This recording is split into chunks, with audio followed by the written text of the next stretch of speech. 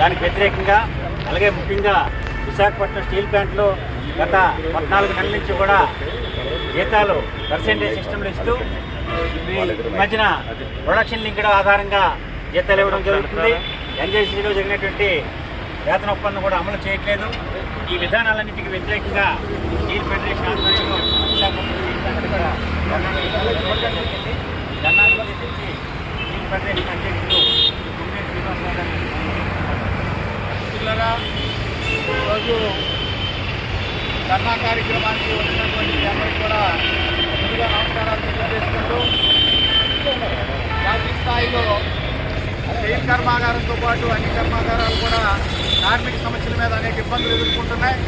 ఆ ఇబ్బందులను తొలగించి కేంద్ర ప్రభుత్వం మీద ఒత్తిడి తేవడం కోసం గత నెల రోజుల నుంచి మేము స్టీల్లో అన్ని యూనిట్లో పర్యటన చేస్తూ అలాగే విశాఖపట్నం స్టీల్ ప్లాంట్లో కూడా కార్యక్రమం నిర్వహించి ఏదైతే స్టీల్ ప్లాంట్లో సమస్యలు ఉన్నాయో ప్రధానంగా పర్సెంటేజ్ విధానం జీతాలు తీసుకొచ్చిన తర్వాత సుమారుగా 230 నుంచి 400% వరకు జీతాలు పెండింగ్గా ఉన్నాయి.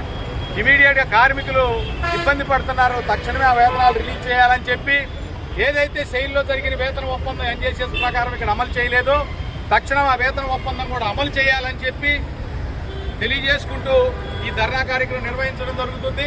అలాగే ఇక స్థానిక సంబంధించినటువంటి ఉక్కునగరంలో పెంచినటువంటి విద్యుత్ ఛార్జీల వల్ల కూడా చాలా ఇబ్బందులు పడుతున్నారు కార్మికులు. ఇలాంటి విషయాలన్నీ తీసుకొని సేఫ్టీ ముఖ్యంగా ఇవాళ విశాఖపట్నం స్టీల్ ప్లాంట్లో కార్మికులు పనిచేసే పరిస్థితుల్లో భయపడుతూ పనిచేస్తూ ఉన్నారు. కార్మిక వర్గం కాంట్రాక్ట్ లేబర్తో సహా యాజమాన్యానికి కేంద్ర ప్రభుత్వానికి కూడా ఈ నిరసన కార్యక్రమం ద్వారా స్టీల్ ప్లాంట్లో భద్రత కావాలి, వేతన ఒప్పందం వెంటనే అమలు చేయాలి, పెండింగ్ ఇష్యూస్ అన్ని ఇమీడియట్గా సాల్వ్ చేయాలనేటటువంటి ఉద్దేశంతో ఈరోజు అలాగే పెన్షనర్స్ కూడా అనేక సమస్యలతో ఇబ్బంది పడుతూ ఉన్నారు. రిటైర్ ఎంప్లాయీస్కి వీఆర్ఎస్ వాళ్ళకి పెండింగ్ జీతాలు ఉన్నాయి. ఈ సమస్యలన్నింటినీ కేంద్ర ప్రభుత్వం దృష్టికి తీసుకెళ్లి బిఎంఎస్ ద్వారా ఈ సమస్యల పరిష్కారం కోసం నేను ఈరోజు కార్యక్రమం నిర్వహించాం. అలాగే ఈ కార్యక్రమానికి విచ్చేసిన అందరికీ కూడా ధన్యవాదాలు తెలియజేసుకుంటూ ఎవరైతే ఈ ధర్నాకు వచ్చిన వాళ్ళ యొక్క తెలిసిన వాళ్ళందరికీ కూడా ఈ సమాచారం చేరవేసి భారతీయ మజ్దూర్ సంఘ్ విషయాలు టేకప్ చేసి కేంద్ర ప్రభుత్వం దృష్టికి తీసుకెళ్లి సమస్యల పరిష్కారం చేయడం కోసం ఈరోజు మేము ప్రయత్నం చేస్తా ఉన్నాం. ఈ ప్రయత్నంలో సఫలమయ్యి బిఎంఎస్గా ఉక్కు కార్మికులకి న్యాయం చేస్తామని మీ అందరికీ తెలియజేసుకుంటూ మాకు ఈ అవకాశం ఇచ్చిన అందరికీ ధన్యవాదాలు తెలియజేస్తున్నాం.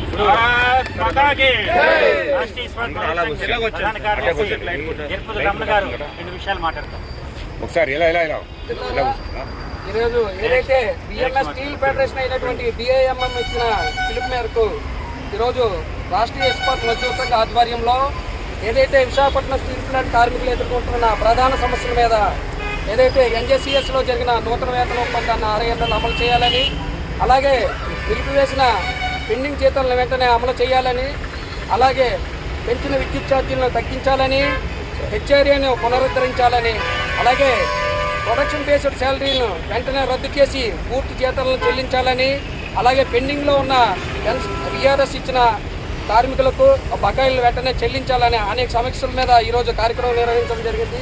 ఈ కార్యక్రమానికి వచ్చిన అందరికీ కూడా ధన్యవాదాలు తెలియజేస్తున్నారు. ధన్యవాదాలు.